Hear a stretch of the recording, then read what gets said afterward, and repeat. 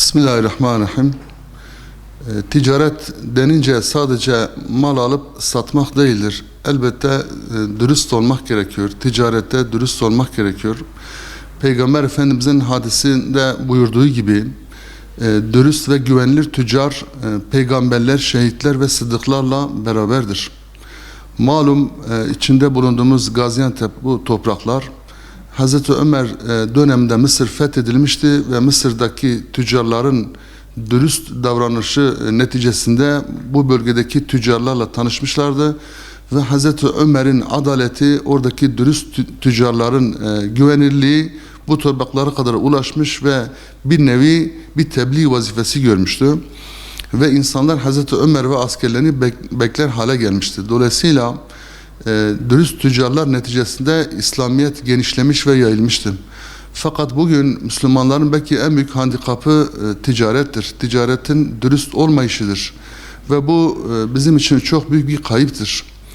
Dolayısıyla ticarette dürüst olmak gerekiyor ki Kur'an-ı Kerim'e baktığımızda Allahu Teala da yani mizana dikkat etmemiz gerektiğini ve hile yapanları şiddetle uyardığını Kur'an-ı Kerim'de bunu net bir şekilde görebiliyoruz.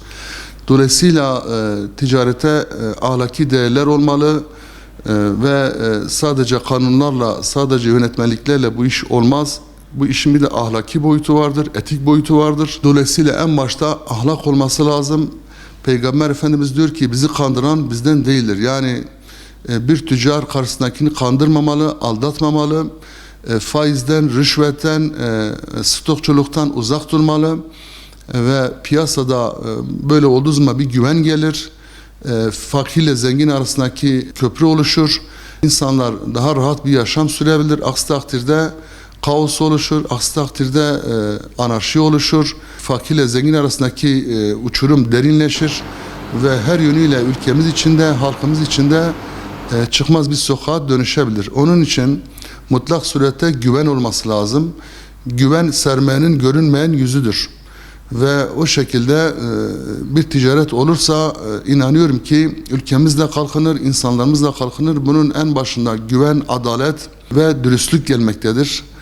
Bunları eğer kendimize rehber edinirsek ve ahlakı kendimize rehber edinirsek inanıyorum ki ekonomik olarak çok daha iyi bir yere gelebiliriz.